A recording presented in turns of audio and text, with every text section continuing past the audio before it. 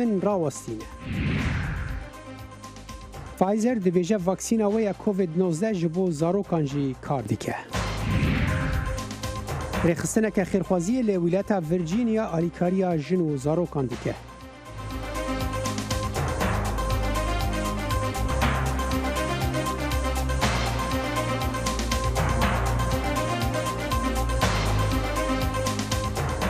دنگ امریکا ل واشنطن پایتخت سلاو ورزل من صالح دمیجر بو و بینرن هجا ام کرد کنکشنا ایرو اینه 24 ایلون جورا پیشکش دیکن لامن شویا ادامتان خوش برام صالح سرکوماری عراق داوای ل کومالگاینی نتوی کرد بو یارمتی دانی ولاتکی لراگرتنی یکلاکروی ناکوکی ولاتانیان لسر خککیدا صالح لروجی پنجشنبه 23 سپتامبر ل 76مین دانشتنی انجمنی گشتنی تاویگرتوکاندا لنیورک دوا هر روزێک پاشەوەی بە پەیامنێرانی وت کە نایەوێ عێراق ببێتە ناوچەی شەڕی لە باتی و ئاماژەی بە ئێران عەرەبستانی سعودی و تورکیای کرد. آلو دروش من هلبجارتنان لجادین عراقی هاتنه دالقاندن بری هلبجارتنن پارلمانی مهابه اف بو نزیکی 20 سالانه که عراق ده ناو شر و رکبریا چکداری ده جه دما که امریکا در باسی عراق بو رژیم صدام حسین روخاند و سوز آزادی و دموکراسی ده البجارتن پارلمان ده روجا ده جوتمه ده دبن لهویه که مزن ده ناو خلکه ده نینه که صندوق دنگدان ده گوهرتنه که چه بکن به هیوی اکهیا لدور قاطع سیاسیا وی ولاتی کو به گندلی تاونبار کرن.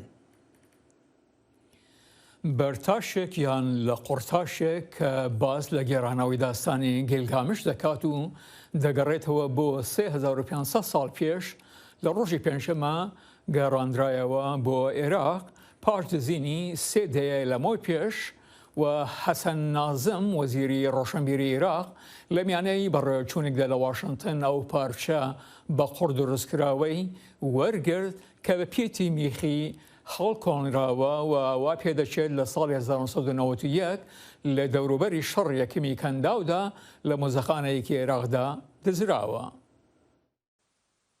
لمزخانه سمتسونین یا امریکین هندی لپایتخت امریکا واشنطن روژا پنجشنبه پیشانگهک نه آسایی هاتل دارخستن.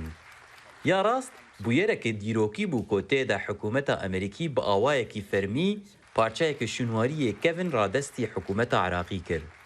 اف پارچه شی تابلتا خونا گلگامشه که بیتری 3500 سالان کوینه. لسر وی تابلته به تیپین اکادی زمان کوینی شهرستانیا مزوپوتامیا داستانا نافدار یا گلگامش هاتیه نویسین. لی اف پارچه لامریکا چید که اوه چاوا وگر جه خوی زکماکی.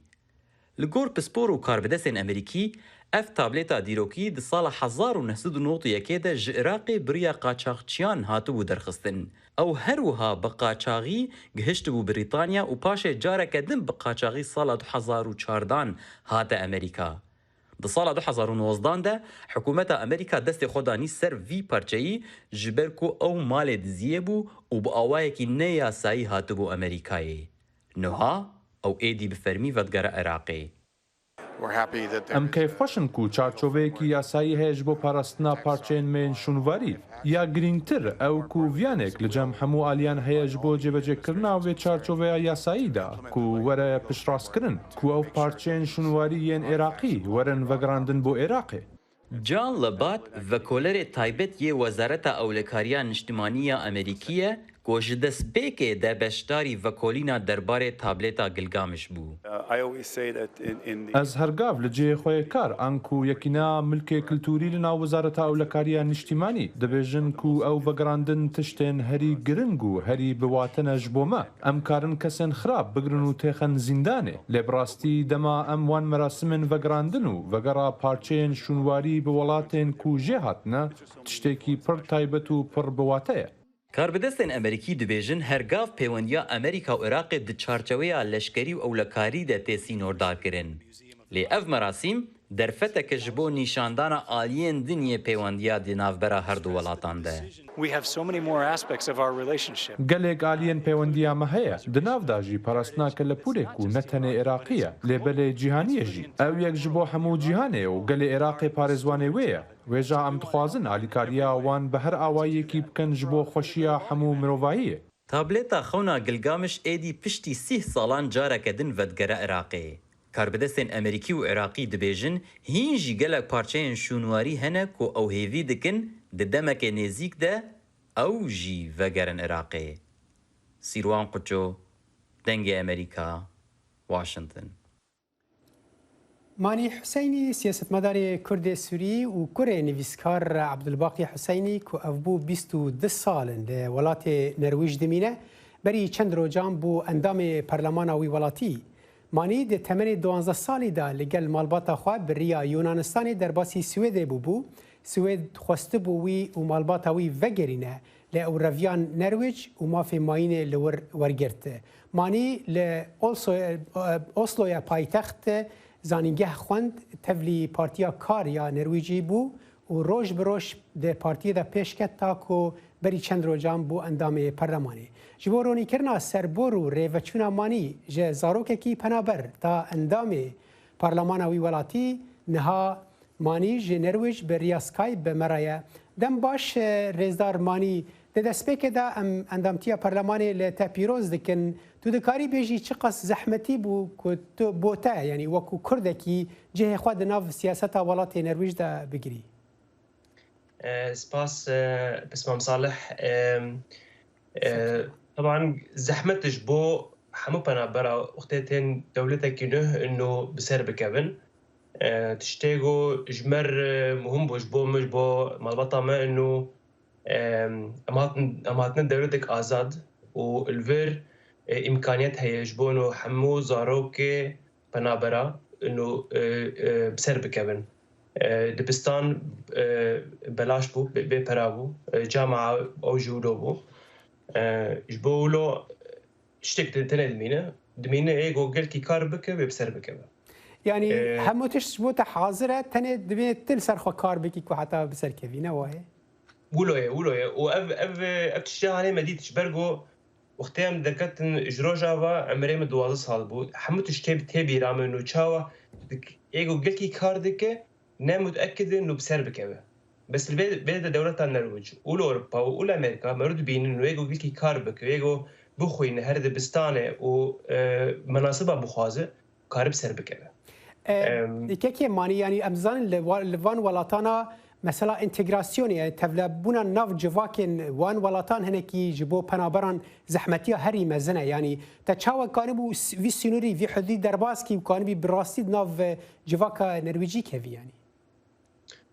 از بجمش حمكار زحمتي يجو بخواست دك بهندري يعني دك بهندري سياسة اللي ياما بخواز بسر بكبه حمكار زحمتي يعني حتى ملت النرويجي زحمته بس جمرك بخواز بسر بكبه جمرك باش كار بك جمرك قلكي كار بك جبولو اما جبوم مهم بانه ذاتم دولتك آزاد الفير تكارت تشتغل بخواز تكارت بيجي تكارت دكا بهندري مناصبها هندري بارتيا ده جبولو جروجا امهاتنا نروج حياة انا 22 سال ام حرو قلكي كاردكن و از بيجم منو از بينم هولور اخوه مالبطا ما ياك كردا الفير نروج او يبساد كبه از قل لك امكتنا هندري سياسته ده امكتنا هندري كارن بلند جبرغو ام دخوازن سر بكبه باشه که مانی نرویج چوا به پنابر را دو دستینه ام دزان هناك ولاتین اوروپی هن و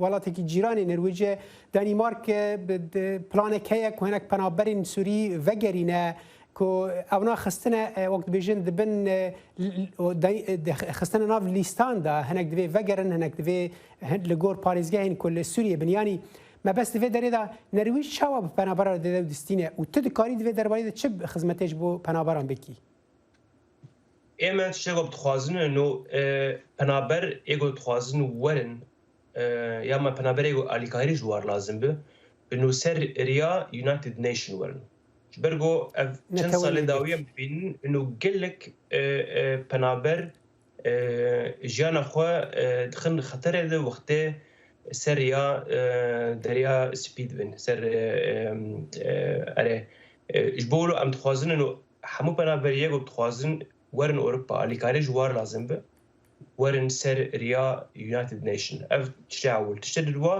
hemû penaberiyek û werin Nerwîc em ê alîkariya wan nabikin ji bo ser nigê xwe bisekirin yanî nû bibin azad ne bes ji aliyê siyasetê bes û ji aliyê iqtîsadî ji aliyê ekonomîk ev ji mir û aîla me ji malbata me re gelekî muhim bûn û hatin dewletek mikarî bûn ser nigê xwe bisekirin em heyatek azad em ji xwe bijînin û ev tiştanê jî muhim ji bo penabera bikin hemû yê gonû werin bir باشه افغان زلال بو که مانی تو جمال باته که کردی کره نویسکار عبدالباقی حسینیت یعنی ام ببیجن منگله کی نزیکی دوزا کردینه تو وکو کرده کی سوری چاوا دکاری نزانم ببی سفیر کردن سوری نرویج دوزا وان بگهینی یعنی تچاوا خود دوی درباره ده دبینی یعنی اندام پارلمانی کی نرویجی و کرده کی سوری و تچاوت کاری و گریدانی چکی باوا کی راست اما سرم بلند انه از اصلم کرده و از کردستان اما و جبولو از خوازم انا وقتم تکم هندره پارلمان ده انه از پارلمانتر یه نرویجی از وانا بعرفینم سپیش وانا بکم وانا بعزمینم پر کردستانه سپیش وانا بکم چقا کلتورا ما فلکلورا ما زنگینه از بجمنو گلک اروپی و امریکی نزان چقا کرد زنگین جوی عالی جبولو شيء حري عول زي بكم انه از وانا بخور بكردستان ناس كرم بدي خالة زلال بو كي ماني حسيني عندما برلمان النرويج تج نرويج مرا يقلك سباس بودماته سباس لبروچونی کردنەوەی کۆنسڵخانەی ئەمریکا لە هەولێر ڕابرت پەڵەدینۆ کانسڵی گشتی ئەمریکا ڕایگەیان ئەو پرۆژە گەورەیە یارمەتی دەردەبێت بۆ پەرسەندنی پەیوەندیەکانی نێوان هەولێر و واشنگتن. ساختمانە نوێیەکە هەر گەورەترین کۆنسڵخانەی گشتیە تا ئێستا لە جیهاندا دروست کراوە. مەسئول بارزانی سەرۆکوەزیرانی هەرێمی کوردستان بە یاوەری چەندین بەرپرسێکی باڵای حکوومەتی هەرێم لە بەڕێوەچوونەکەدا ئامادە بوون. لە مەڕاستیمی تاواوکردنی قۆناغی بیناکاری قۆنسڵخانەی گشتی نوێی ئەمریکا لە هەولێر ژمارێکی زۆر لە کاربەدەستانی هەرێمی کوردستان و کۆنسۆلی ئەمریکا لە هەولێر و شاندی یاوەری ئامادە بوون.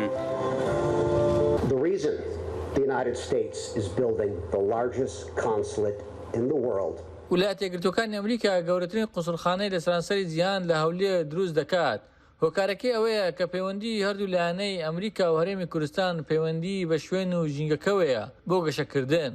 بۆ هاوڕێی ڕۆژنامەنووسەکانیشمان کە ئەم شەو لێرەن ئەمە هەواڵێکە دەیەوێت پێتان ڕابگەینم بە خۆشحاڵیەوە ئەمڕۆ حکوومەتی ئەمریکا زیاتر لە $1 ملیۆن تەرخان کردووە بۆ بەرەوپێشبردنی کەرتی کشتوکاڵ لە هەرێمی کوردستان.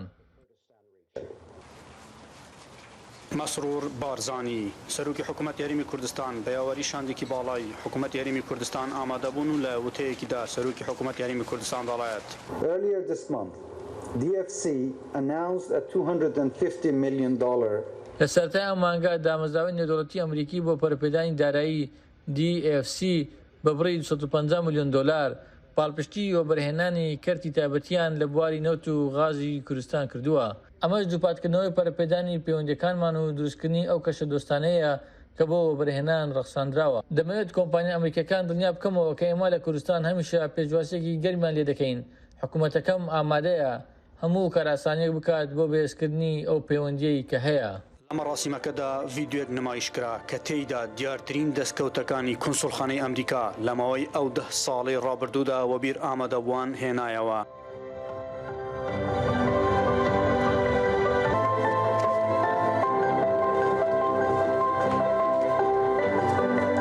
کارکردن لەسەر ڕووبەرێکی بەرفراوانی زەوی بۆ دروستکردنی باڵەخانەی کۆنسڵخانەی نوێی ئەمریکا لە هەولێر کاردانەوەی بەرفراوانی بەدوای خۆی داهێنا و چین و توێژەکان بە گرنگیەوە لەو کارەی ئەمریکا لە هەولێر دەڕوانن.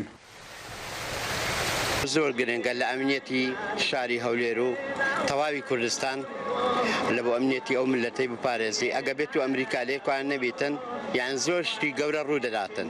هەرێمی کوردستان زۆر زۆریە لە بۆ ئەمریکا کە ئەمریکا بێتێکوانە وەکو پارێزگارێک لە هەرێمی کوردستانیش یعنی تەماشامان کرد لە بۆ نمونە ئەفغانستان یعنی تەماشا چی بەسەر ئەمریکا کە ڕۆی یعنی بەڕاستی زۆر زۆریە لە ڕووی ئابووری و لە ڕووی هێزەوە لە ڕووی داعشەوە ئەمریکا زۆر زۆریە بەڕاستی بێخۆ پێمان خۆشە ئە قوسڵخانەیە بەهێزەوە لێکوانە دانیشی. Remember 2005 when Maam Jalal ئێمە بۆ بیرمان دێ لە سای 2005دا مام جەلال کە یەکەم سەرۆکی دوای ڕژەمی بەعز بوو سەردانی سەرۆک بۆشی کرد لە کۆشکی سپی لە دوای کۆبنەوەکاندا کۆنگرێکی ڕۆژنامەنووسیان بەست لە ئیست ڕۆم لە کۆتایی کۆنگرا ڕۆژنامەوانەکەدا مام جەلال پرسیاری لە ڕۆژنامەنووسێک وەرگرت کە ڕۆژنامەنووسی دەنگی ئەمریکا بوو کوردیش بوو ڕۆژنامەنووسەکە بە کوردی پرسیاری ئاراستە کرد مام جەلالیش بە هەمان شێوە بە کوردی وەڵامی دایەوە ئەوە یەکەم جار بوو سەرۆکی وڵاتێک بە زمانی کوردی لە کۆشکی سپی قسە بکات هەموو جیهانیش گوێ لێبێت. جێ باسە بەپێی کاربەدەستانی کۆنسڵخانەی ئەمریکا لە هەولێر نزیکەی لە 160 باڵەخانەی ئەمریکا لە هەولێر تەواو بووە و نزیکەی 600 کەس کاریان تێدا کردووە و 75,000 مەتر چوارگۆشە چیمەنتۆ و نزیکەی 10 تەنی شیشی تێدا بەکارهێنراوە و لە 2023 باڵەخانەکە تەواو دەبێت و کۆنسڵخانەکە دەگوازرێتەوە. کۆنسڵخانەکەش لەسەر ڕووبەری 206,000 مەتر چوارگۆشە دەبێت. ئەحمەد جێباری دەنگی ئەمریکا هەولێر. نایکبوونا هێزên پێشمەرگە bi salan e bûye cihê xeman li cem xelkê Herêma Kurdistanê serkirdeyên her du partiyên sereke Partî Demokratîk Kurdistan û Yekîtî Niştimanî Kurdistan soz dane ku hêzên xwe bikin yek û bixin bin destelatdariya Wezareta Pêşmerge lê wan hîn tigavên rijdî neavêtine. Ev raport bêhtir ronî dide ser vê mijarê. یەکگرتنەوەی هێزەکانی پێشمەرگە لە هەرێمی کوردستان لە نێوان مێژووی گفتی سەرکردەکان لە ڕابردوودا و لە نێوان دۆخی ئێستا و خواستی ئەمریکا و هاوپەیمانان تا لە هەرێمی کوردستان هێزی پێشمەرگە بێتە هێزێکی یەکگرتوو. چەند بەرپرسێکی هێزی پێشمەرگە لە واشنگتن بوون. هاوڕای وەزارەتی بەرگری عێراق بەشداری چەند خولێکیان کردبوو. کاتێک لە ئۆفیسی نوێنەراتی هەرێم بوون لە واشنگتن وەڵامی پرسیارەکانیان داینەوە. یەکگرتنەوەی هێزی پێشمەرگە مێژوویەکی هەیە مێژوویەکی ئەگەڕێتەوە بە پێش ڕاپەڕینی ساڵی 91 لەوە بەدووە لە ساڵی 90 جارێشکە کە لەم واشنتۆنە جەنابی مام جەلال و کاک مەسعود لەگەڵ ئۆلبرایت کۆبوونەوە جارێشکە بڕیاری یەکگرتنەوەی هێزی پێشمەرگە و یەکگرتنەوەی حکوومەتیاندا. بە پێی زانیاریەکان ئەمریکا چەندین جار نیگەرانی لە یەکنەگرتنەوەی هێزەکانی هەفتای یەکێتی نیشتیمانی و هێزەکانی هەشتای پارتی دیموکرات نیشانداوە. بەڵام پرسیارەکە لەوەدایە بۆچی ئەو دوو حیزبە سەرەکیەی هەرێمەکە هێواش هەنگاو بۆ یەکگرتنەوەکە دەنێن. هۆکارەکان ئەو تەسیراتە سلبی قەدیم بووە کە کاتی خۆی لەسەر یەکەی هێشتا و هەفتا بووە چۆنێتی بیرکردنەوەی ئیشەکان. بەس ئێستا پەیامی ئەمریکا وازەحە پەیامەکە گەیشتوتە سەرگردایەتی سیاسی کوردی و ئیشیشی لەسەر کراوە ئومێدەکانیش زۆرن کە عملیی گەڕانەوەی یەکەی هێشتا و هەفتا بۆ سەر وەزارەتی پێشمەرگە عملیەکی خێراترە لەوەی لە جاران کە ئەبیرا. ئەمریکا و هاوپەیمانان لە شەڕی ڕوبەڕووبوونەوەی داعش ئەزموونێکی تریان تاقی کردەوە بەکارهێنانی هێزی ناوچەیی بۆ بەرەنگاربوونەوەی هەرشەکانی تیرۆر و شەڕی چەکدارەکانی دەوڵەتی ئیسلامی تا ڕادەیەک ئەزموونێکی سەرکەوتوو بوو. پڕچەکردنی هێزەکانی پێشمەرگە و کردنیان بە هێزێکی یەکگرتوو لە قازانجی کێیە؟ نیەت هەیە بەڵام هێشتاکە ئیتیفاقێکی سیاسی ئەوێ سیقەیەکی زیاتری ئەوێ سەلاحێتێکی زیاتری ئەوێ لە حیزبەوە و لە حکوومەتیشەوە بە وەزارەتی پێشمەرگە بۆی وتوانێت ئەم پرۆسەیە جێبەجێ بکە بە هاوکاری هێزی هاوپەیمانان. وان لە مەرحەلەیەکە لە قۆناغێکا تا ڕادەیە گلەیان هەبووە لەبەرەوەی هێواژێوا ژێزەکان گەشتونەتە ئەو قەناعەتی کە بێنەوە سەر وەزارەت. بەس لەم ئاوانەی ئەخیرا لەم ماوەی ئەخیرا لە سێمانی ڕابردووە بەپێی ئەو هاوکاریانەی کە ئەنێرن و تەجریز و تەسلیحی پێشمەرگیان سەریع کردووە و گەشتونەتە قەناعەت لەگەڵ قیاداتی سیاسی کوردیە و مێدەیشیان بۆ دروست بۆ ئەوانیش کە پەلە بکرێت لە گەڕانەوەمان بۆ سەر وەزارەتی پێشمەرگە لە هەردوو هەشتا و هەفتە. ڕێبەرانی هەردوو لایەنی بەهێزی پێشمەرگە تاالبانی و بارزانی پێش زیاتر لە 20 ساڵ لە واشنگتن گفتی ئەو یەکگرتنەوەیان بە ئەمریکیەکاندا بوو. بەڵام بۆ ئەم کاربەدەستانەی پێشمەرگە کە لە واشنگتنن ئەو یەکگرتنەوەیە لەلایەن هیوایەکە. یحیا بەرزنجی دەنگی ئەمریکا واشنگتن. و هفته کمپانیا فایزر هن آگاهی گشبین بلافکرن لدور هولن بداوی آنینا پاندمیا کرونا و گوت واکسینا ویا کووید 19 جبو زاروکانجی کار دیگه. واکسینا کووید-19 که جهیلا فایزر و بیونتک و هاتیه چکرن جوخه جبو کسین 12 سالی او مزنتر تکارانین. نها فایزر دبیجه تست دست نشان دکن که واکسین بو زاروکن حیا 5 سالی جی بباندوره. Ez per kêf xweşim ku rabgehînim pêzanînên me yên destpêkê hene ku em pêşkêşî FDA bikin yên ku zarokên 5 heta 11 salan parastineka xurt û bawerpêkiriya vaksîna Pfizer-BioNTech nîşan dide. Pfizer ji bo zarokên piçûktir dozek bi kêmtir derman ceriband. Nêzî 3 yeka doza ku zarokên din û mezin werdigirin. Kompaniyê daneyên destpêkê bi pisporên nexweşiyên enfeksyonan yên wek Dr. Frank Esper yê li Cleveland Klînika Zarokan re parve kir. Tevî dozên kêmtir di nav zarokên piçûktir de weka pêzanînên diniyên ku me di komên temenên mezintir de dîtîn xurt bû. Ji ber vê yekî jî em asta parastina bilind û ya bihêz dinirxînin. Tevî ku bo zarokan xweteriya nexweşiya giran yan mirinê ji ber Covid-19 ji mezinan kêmtirê jî pêketinên zarokan zêde dibin. Ji ber ku cûreya deltayê ji cûreyên din yên vîrusê pirtir belav dibe. Di navpêketiyên Deltayê de nexweş pitir pizîşkên zarokan dibînin. Ez dibînim ku ew zarokên dikevin nexweşxana yek ji çara jiwana dikevne beşê tangaviyan. Bi bextewerî jimara miriyan di nav wan de kêm e lê dîsan jî ev e pirsgirêkek mezin e. Her wa dibe ku ser zarokan piştî ew ji vîrusê bifilitin jî bandorên neyînî hebin. Bo zarokên 5 heya 11 salî ji bo parastina tevahî di doz vaksîn pêwîst dike. Pêzanîn destnîşan dikin ku bo wan jî heman bandorên neyînî hene. Mîna yên din komên temenên mezintir. Westandin ser êşa masulkan. Lê ti raportineyê ku di xortên ciwan da piştî vaksînlêdanê cûreyekê iltihaba dil ya bi navê myocarditis hatiye dîtin. Pfizer ji dê û bavên zarokên piçûk daxwazek mezin ya vaksînlêdanê çaverê dike. Zêdetir mirov bi dilxwazî hatin û biles neku me ew danin berceribandina. Maya Hubirya 10 salî ji New Jersey yek ji zêdetirî 1000 zarokên ku beşdarî lêkolînê bûne ye. Diya wê Dr. Nisha Gandhi doktorekî çavdêriya krîtîk e. Seeing people die from COVID. Dîtin ku mirov ji Covid dimirin tirsa. Covid anî malbata me û ev gelek xewfdar e. Malbat nizane gelo maya plisebo yan vaksîn heye. Lê ew dizanin ku maya dixwaze çi bike dema ku bi tevahî were vaksîn kirin. The first thing I'm probably gonna do is Tişta êkê ku ez bikim ew e ku hevalê xwe kom kim û şeveka xweş û pêk ve derbas bikîn. Pfizer pêşbînî dike ku heya dawiya îlonê ji bo rêveberiya derman û xwarinê ya Amerîka dest bi pêşkêşkirina agahdariye bike.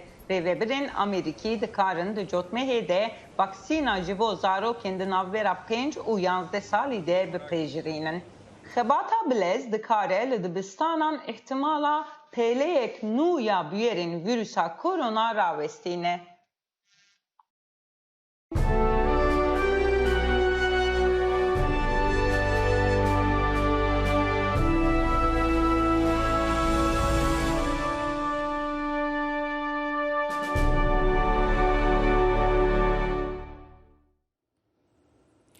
ژنان دەبەخشنەوە ڕێکخراوەیەکی قازانجنەویستە لە ئێڵەتی ڤرجینیا کە یارمەتی ژنان و ئەو منداڵانە دەدات کە بە بارێکی سەخت و دژواری داراییدا تێدەپەڕن یان لە دوای جیابوونەوەیاندا تێدەکۆشن چۆن جارێکی تر دەست بە ژیانیان بکەنەوە.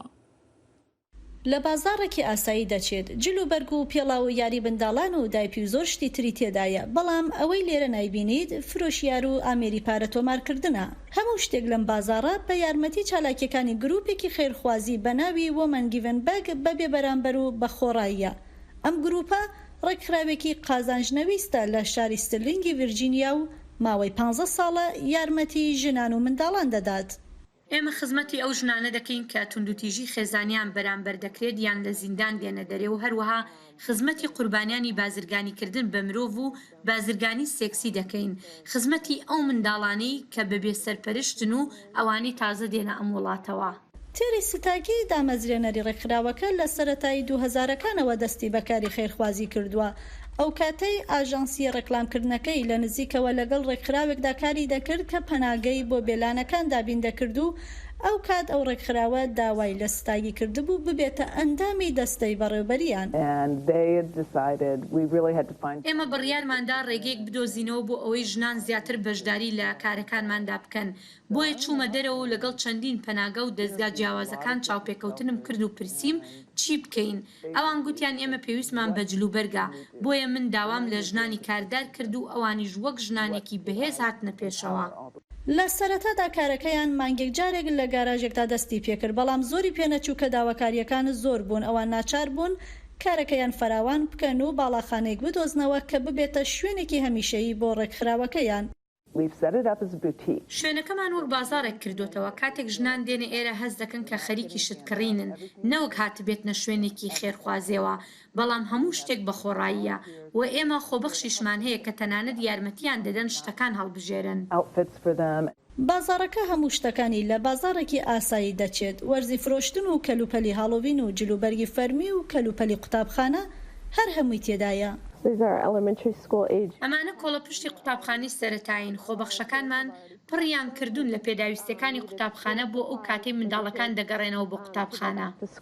تەنها 3 کەس لە بازارەکەدا وەک ستافکار دەکەن و زیاتر لە 4000 خۆبەخشیش یارمەتیان دەدەن. ئەم بەرنامەیە زۆر لە ڕووی دەرونیەوە یارمەتی منی داوە بەشێک لە بارگرانیەکانی منی کەم کردوتەوە. جێن هاوز مشتریەکی پێشوو دایکی 3 منداڵە کە پێشتر ڕوبەڕووی توندوتیژی خێزانی بووەتەوە و لە ئەمڕۆدا وەک باڵوێزی ئەو ڕێکخراوەیە کاریان بۆ دەکا.